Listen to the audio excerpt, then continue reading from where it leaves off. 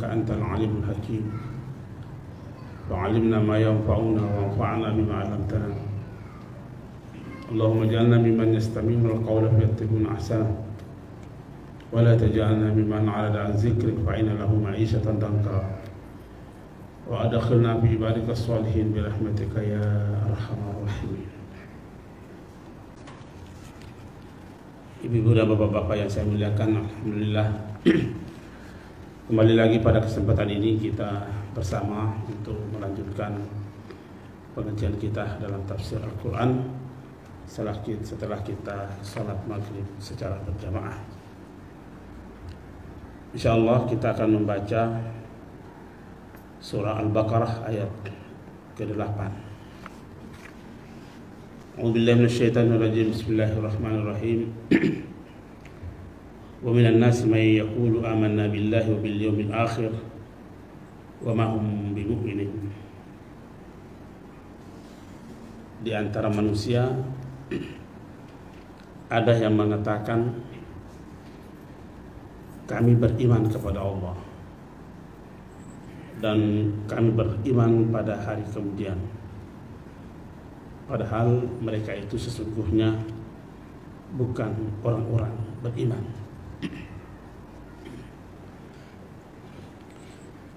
Dua kelompok kita sudah bicarakan di dalam surah ini. Di awal surah ini yang dibicarakan adalah orang-orang yang muttaqin, hudal muttaqin, allazina yu'minuna bil ghaibi dan seterusnya. Kemudian setelah itu kita bicarakan kelompok orang-orang kafir, innal ladzina kafaru sawa'un 'alaihim anzartahum dan seterusnya. Sekarang ini kita akan membicarakan satu kelompok lagi manusia yang oleh Al-Quran disebut bermuka dua, menyatakan beriman padahal tidak beriman. Siapa itu? Inilah yang kita sebut dengan golongan orang munafik.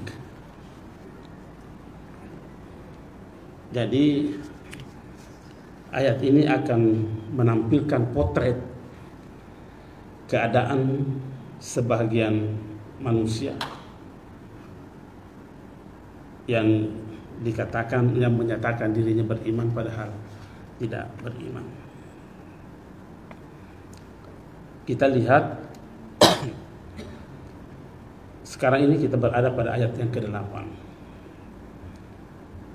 Nah, kita lihat bahwa dari ayat pertama sampai ayat yang ke-8 ini Allah Subhanahu wa taala seperti tadi kita katakan menggambarkan tiga potret golongan besar. Ini secara garis besarnya itu. Secara garis besarnya tiga potret ini orang manusia. Karena kafir macam-macam, termasuk juga kelompok al-mukazzibin, al-mutafifin, masuk kepada al-mukazzibin, masuk kepada al-fujjar, masuk kepada al-mu'tadi, banyak. Tapi secara garis besarnya ini kelompok besarnya ini bertakwa, kafir, munafik. Nah, nanti banyak turunan-turunannya ini. Nah, itu nanti kita akan temukan di dalam ayat-ayat yang lain.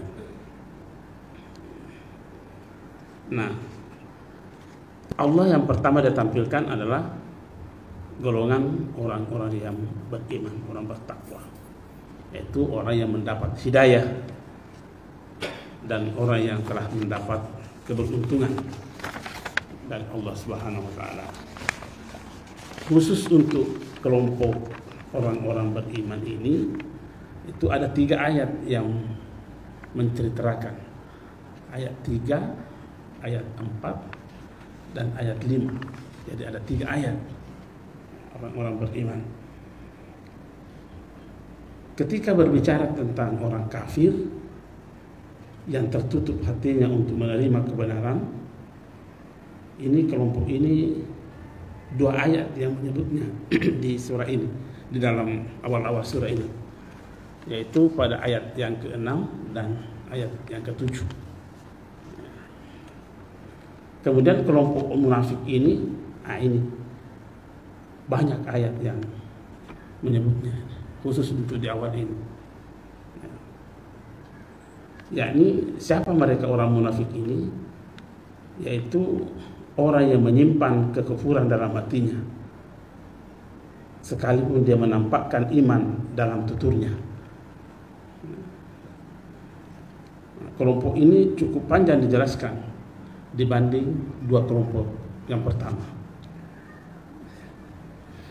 Kalau setidaknya ada 13 ayat berturut-turut nanti ini bercerita saja tentang orang munafik. Kalau orang beriman 3G, kalau orang kafir 2G, kalau orang munafik 13. Hebat ini orang munafik ini, 3 ayat yang yang menguraikannya. Tentu yang diuraikan adalah sifat dan karakter golongan ini. Nah, artinya apa? Ini golongan sungguh sangat berbahaya, ya, dibanding dengan kelompok yang kedua. Lebih berbahaya kelompok munafik dibanding kelompok kafir. Karena kelompok kafir manas sebelumnya. Kalau munafik dengan nasa, tidak jelas. Jangan-jangan sama di model kita, ternyata ini pembeliannya. Jadi golongan kafir itu jelas sekali identitasnya, sehingga gampang diantisipasi. Nah, kenapa? Ada syair Arab berkata begini, ihzar aduwaka marrah wahzar sadiqaka alfa marrah fala rubba man qarba sadiqu fakana a'lam bil madarrah. Waspadalah terhadap musuhmu satu kali, ya. Itu syair Arab begitu. Waspadalah terhadap musuhmu satu kali, tapi waspadalah terhadap temanmu 1000 kali.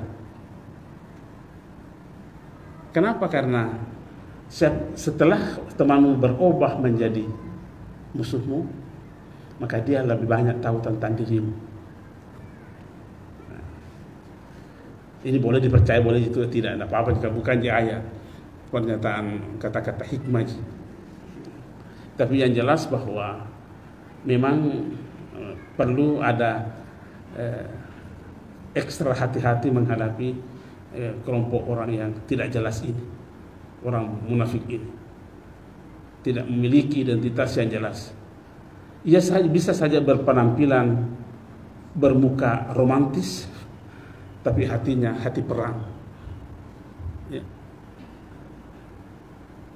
Ia mudah berkata ya pada saat seharusnya berkata tidak, dan mudah berkata tidak pada saat seharusnya ia berkata ya. Susah ini diterka ini orang munafik. Nanti kita akan lihat sifat-sifatnya nanti itu. Bahkan memang ada sekelompok manusia yang datang kepada Rasulullah SAW. Ini kelompok munafik ini datang kepada Rasulullah untuk mau bersaksi, menyatakan keislamannya kepada Rasulullah Muhammad SAW. Dia sembunyi kemunafikannya, tapi Allah menyingkap apa yang ada di hati orang mereka itu, dan diketahuilah oleh Rasulullah SAW. Memang lisannya berkata mau beriman, tetapi mereka mengingkarinya. Ada disebutkan dalam sebuah ayat itu, walau nasya'u la arainakum fala araftahum bisimahum. Dan kalau kami kehendaki, niscaya kami akan tunjukkan mereka kepadamu sehingga kamu benar-benar dapat mengenal mereka dengan tanda-tandanya. Mereka akan mengenal mereka dari kiasan-kiasan perkataan mereka. Begitulah kalau Allah mau membuka kedok kemunafikan seseorang. Jadi kalau Allah mau mengungkap kejahatan seseorang, tidak ada yang bisa menutupinya. Jadi kalau begitu, kita seharusnya jangan terlalu banyak membicarakan kekurangan orang, jeleknya orang, karena boleh jadi Allah belum membuka rahasia kita. Jangan sampai kita lebih parah dibanding mereka itu.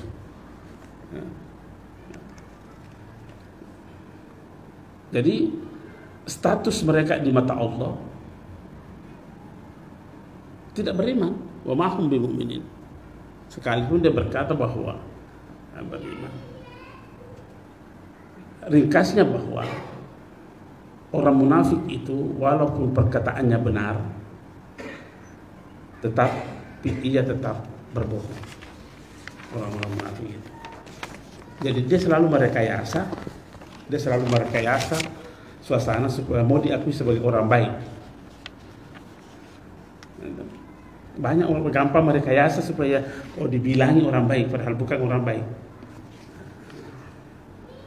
Kenapa? Karena ya hatinya memang menolak. Inilah sifat dan karakter pertama. Jadi tadi kita katakan 13 ayat menceritakan kemunafikan ini. Sifat pertamanya itulah tadi, ya, menampilkan yang baik padahal di hatinya kebusukan. Ya.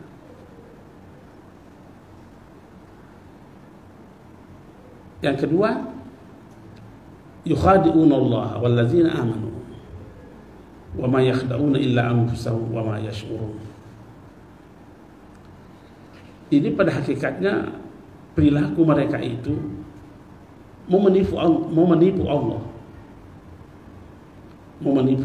dan mau menipu orang-orang beriman. Padahal mereka hanya menipu dirinya sendiri, sedang mereka tidak menyadarinya. Nah, kalau dicermati ini yukhadi'una Allah, digunakan yukhadi'una malibaru din rihana yukhadi'una, bukan yang dipakai adalah yakhda'una. Kalau yakhda'una memang juga mau menipu, tapi dia teman merada, Pak. Tapi kalau yukhadi'una berusaha semaksimal mungkin menunjukkan ada kesungguhan untuk mau melakukan penipuan. Untuk apa? Untuk mengelabui pihak lain. Untuk apa mau mengelabui pihak lain? Agar terjerumus dalam kesengsaraan. Ya. Nah, apa yang kita bisa paham orang yang memiliki karakter seperti ini? Sebenarnya orang begini ini adalah orang yang dangkal pikirannya, ya, dangkal pikirannya. Dan bisa kita katakan pemilik sifat begini sebenarnya bodoh, orang bodoh. Karena kenapa? Mereka menduga bahwa sikap dan perilakunya itu tidak berhubungan dengan Allah. Mereka mengira seperti itu, padahal adakah perbuatan manusia yang keluar dari kekuasaan Allah Subhanahu wa taala? Tidak ada. Tidak ada satupun yang bisa melepas diri dari kekuasaan Allah Subhanahu wa taala. Makanya itulah pernah kita pelajari dulu waktu kita pertama mengadakan pengajian ini, bihnya itu bih melekat. Nah, makanya dikatakan saya ini bismillahirrahmanirrahim. Saya makan bismillah, artinya melekat sifat-sifat Allah di situ. Ya. Makanya juga di Iqra itu juga Iqra bi. Nah, Iqra bismillahirrahmanirrahim. Berfikirlah, tapi ingat yang kau pikirkan itu kasih melekat ke sifatnya Allah di situ. Ya. Karena kalau tidak melekat bisa menjadi sekuler. Ya. Orang-orang seperti inilah harusnya banyak mencermati seperti itu. Apa yang membuat iblis dikutuk oleh Allah. Karena semua perbuatan iblis itu tidak pernah melekat sifat Allah dalam perbuatan iblis. Nah, apapun yang disuruhkan oleh Allah kepadanya selalu dipisahkan dengan Allah dengan perbuatannya itu. Selalu dipisahkan. Akhirnya apa? Ya, dianggaplah sebagai penjahat. Seandainya iblis melekat sifat-sifat kebesaran Allah terhadap apa yang diperintahkan oleh Allah kepadanya, tidak dilaknat.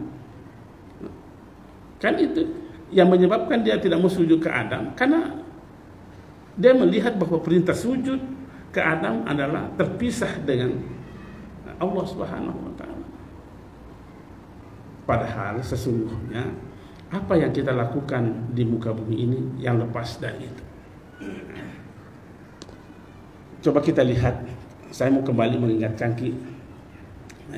Alhamdulillah. Alhamdulillah.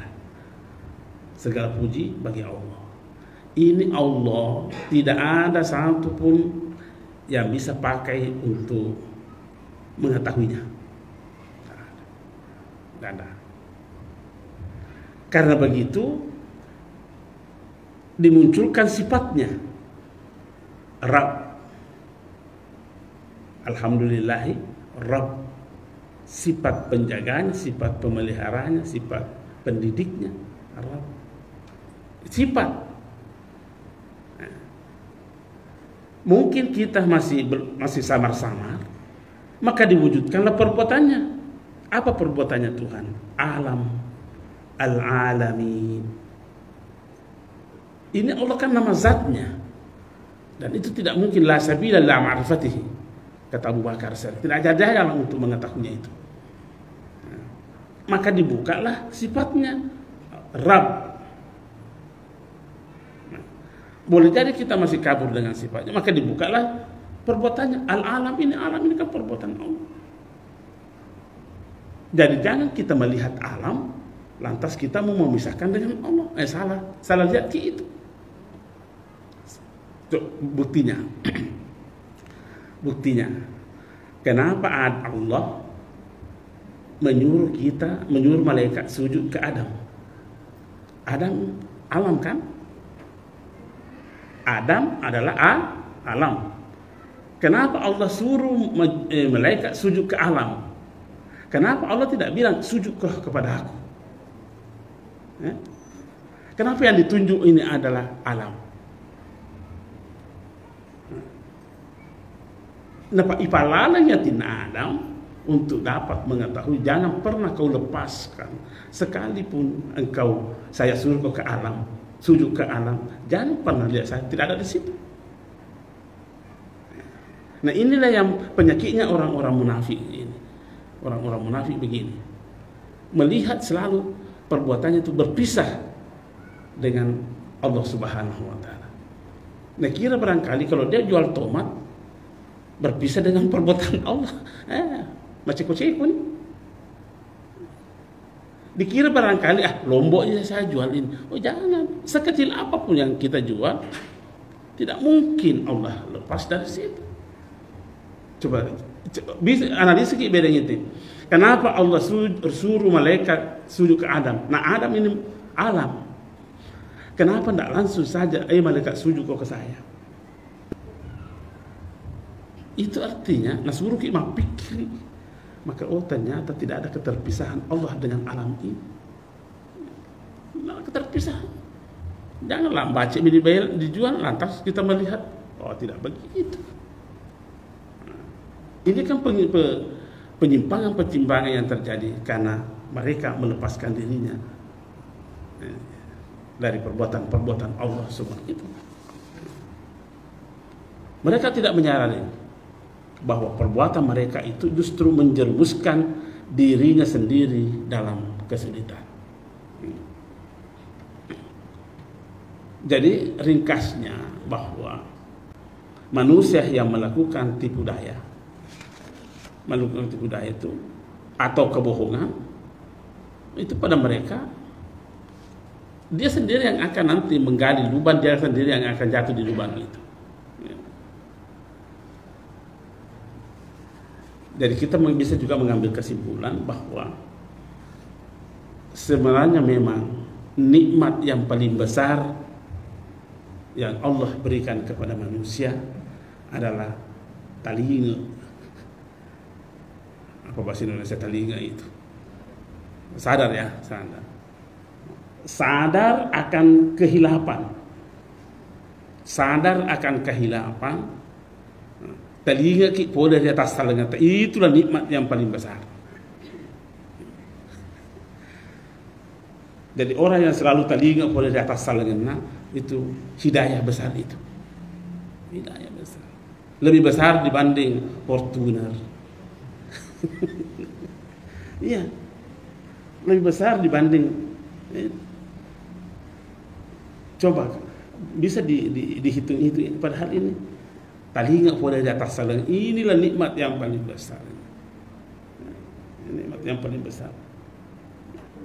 Jadi kalau musibah yang paling besar, musibah yang sebaliknya, kalau telinga boleh di atas telinga, nikmat. Tapi musibah yang paling besar, gagal. Bukan. Kalau musibah kena penyakit yang memang kita tidak suka.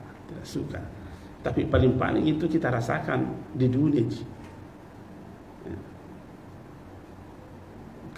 Oke, kita tidak suka namanya kebakaran, tidak suka.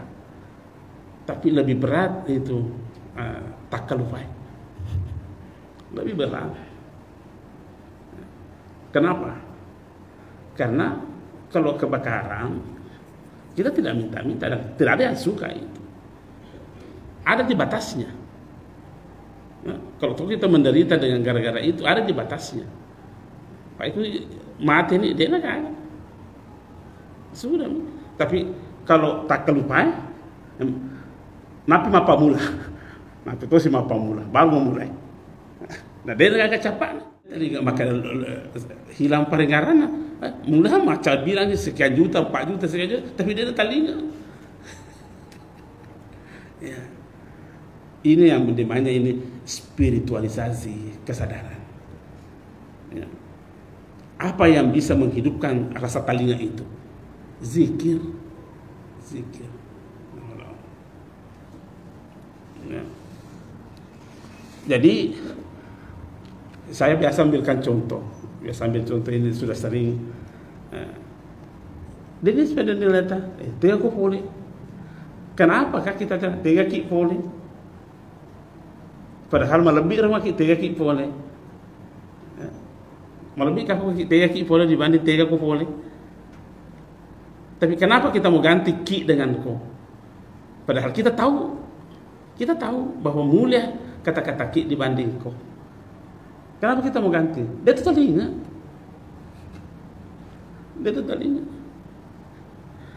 Berarti engkau kalah itu telinga, tak engkau kalah. Apa yang kalah itu? Mungkin makanya sapi sekutuma aja. Sapi sekutuma dengan ada. Andri Kumi. Dia aku boleh. No. Kakale. Agak kale. Tu orang menre pujialina. Andri Kumi je. Pujialit tu masuk salah. Nah, oke. Kalau mengatakan Andri Kutomi, sapi sekutomi, ini melebihi ke dibanding, enggak maka ini lebih melebih dibanding sapi serta. Siapa yang jamin ki?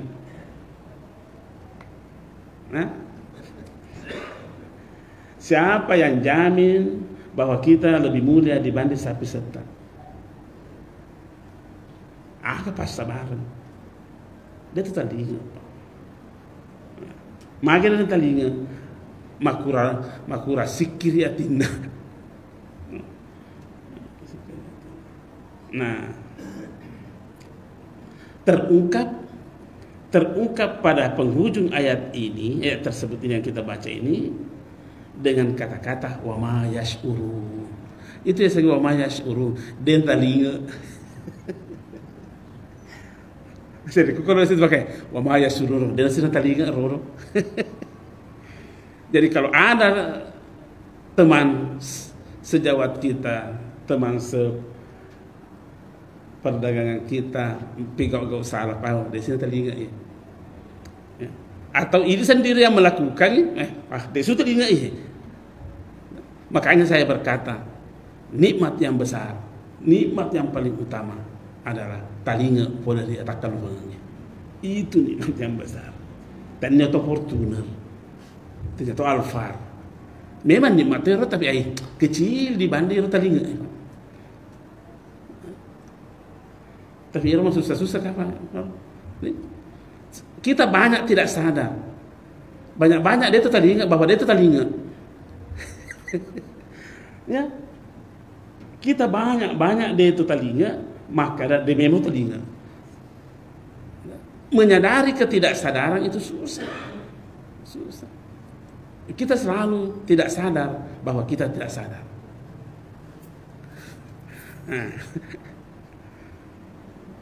Susah. Ini makanya ayat ini. Wa ma yash'urun, dia telinga. Maka simeter bahasa ugi ini. Masih kita terjemahkan telinga. Jadi ketika ada sesuatu yang seperti inilah karakter keduanya orang munafik, dia telinga. Dan terungkap pada penghujung ayat ini. Yukhadi'un Allah walladzina amanu wa ma yakhda'una illa anfusahum wa ma yash'urun. Dia telinga.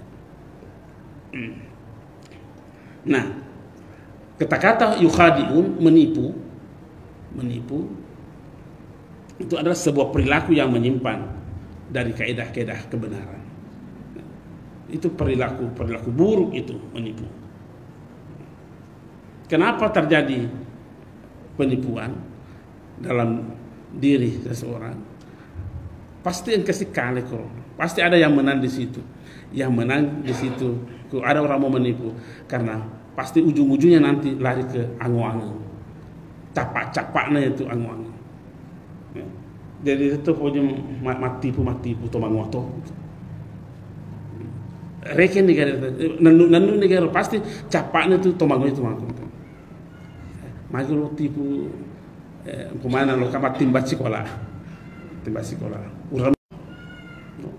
Uram melo sekolah aku supaya mata-mata timbangan. Kan penipuan ini. Mau timbang, menimbang, mungkin tidak dilihat. Maka pendek cede orang atau narapi orang supaya matan-matan. Ini kan penipuan ini. Kenapa begitu? Supaya mega sarona. Makin orang mega sarona, manguai. Itu sih Pak Manguai itu di sisa-sisa gak guna-gunaan. Maka seorang dia kami Nasr, Pangurta, Hasan, anak Ali bin Abi Thalib. Dia maka seorangnya agama dari Betawi, angu-angu. Pernah ditanya, apa yang merusak agama? Anu Hasan, Ngoa. Yang tanya ini Hasan Bisri. Hasan Bisri ini adalah orang yang besar di rumahnya Nabi Ta, istrinya Ummu Salamah. Dan dia itu urutan ketiga, keempat dari Nabi. Jadi sanadnya ini Hasan Basri saat keilmuannya itu masuk surga oleh Nabi Ta, Ali, Hasan, Husain, Hasan Basri. Nampak Hasan Basri, nampak guru Habib Al-Ajami. Habib Al-Ajami nampak guru Daud At-Ta'i. Daud At-Ta'i nampak guru Asyirus Sakati. Asyirus Sakati nampak guru Ma'ruful Karhi. Ma'ruful Karhi nampak guru Junaid Al-Baghdadi. Dan seterusnya. Nah, rapi maka gue.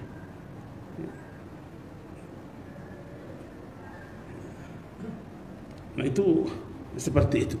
Jadi kita berupaya berada pada posisi talinga supaya dan orang ngomongnya bagaimana orang tidak mau kalau diiming-iming keuntungan banyak. Nah, kami memang di bibi angwang aku hati Pak ai lancar itu mengwangan, lancar penipuan itu. Kenapa tidak ada rasa syukurnya? Tidak ada rasa cukupnya. Ya. Saya biasa bukan memandang enteng orang, lebih mudah cicak dibanding orang yang seperti itu. Lebih pintar cicak hidup. Cicak itu tidak pernah lompat, itu nyamuk itu tidak pernah terbang. Menurut Tom itu takut tembok itu. Menurut Tom itu tembok itu namo elok ini. Ya, namo elok ini. Dia nak sadari makanya memang boleh jadi kau merasa nikmat pada saat ini, tapi di akhirat nanti isterika kau. Banyak.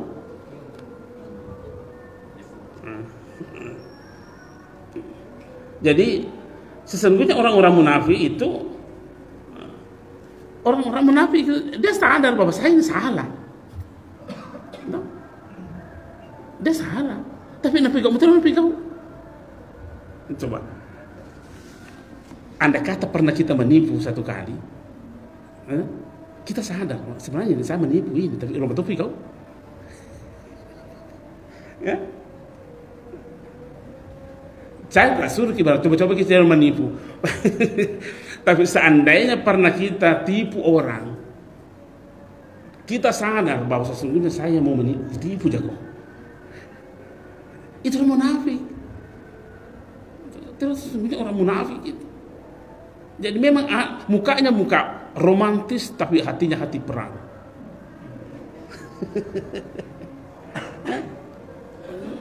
Hatinya hati perang. Bagaimana? Karena dia tahu dirinya bahwa saya lakukan ini salah, tapi nabi gak betul, nabi gak. Pasti ada yang kalah hatinya orang ini.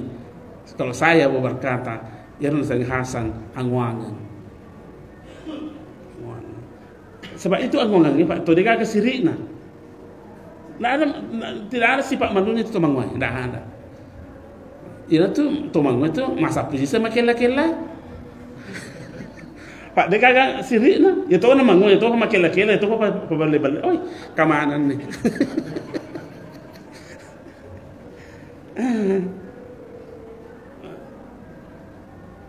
Lebih parah, dia sudah melakukan penipuan seperti itu, dia anggap saja santai, biasa. Ini namanya fujar. Ini namanya fujar. Innal fujara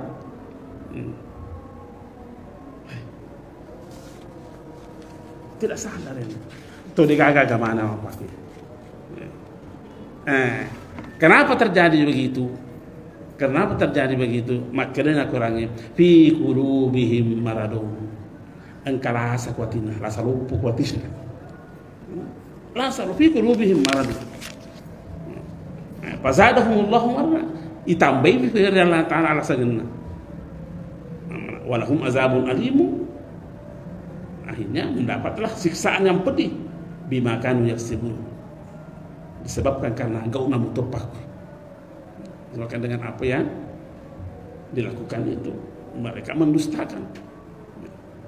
Orang pendusta itu mendustakan agama itu sama dengan tidak beragama.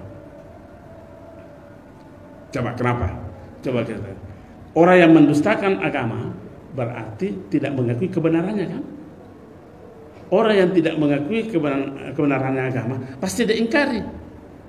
Kalau dia ingkari agama itu pasti dia mempermainkan agama. Kalau mempermainkan agama kan sama tidak beragama. Oh, jadi kalau begitu al-mukazzibun adalah tidak ada agamanya.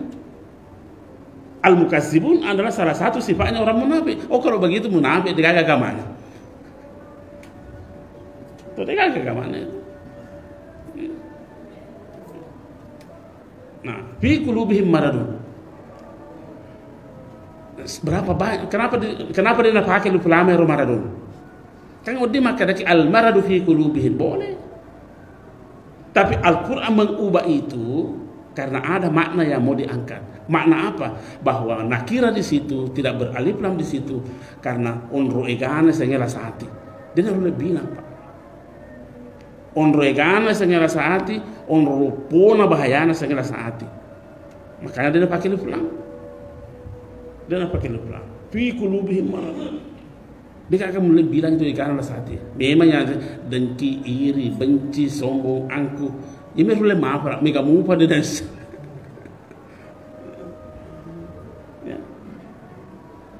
Nah, persoalannya agama ya, persoalannya agama ya.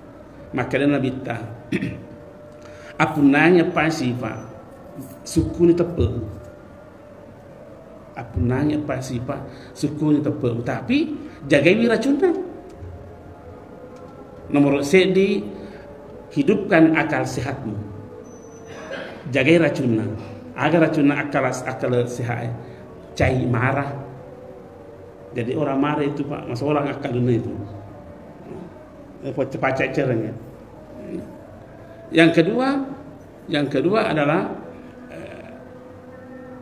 hidupkan imanmu. Hidupkan imanmu. Jagailah sana penyakit racunnya. Agar racunnya tepe rasa hati. Rasa hati. Maka kena teluna para kewi amalak solehmu. Agar racunnya amal soleh puji ale. Maka kena panah apunangi tandri siri.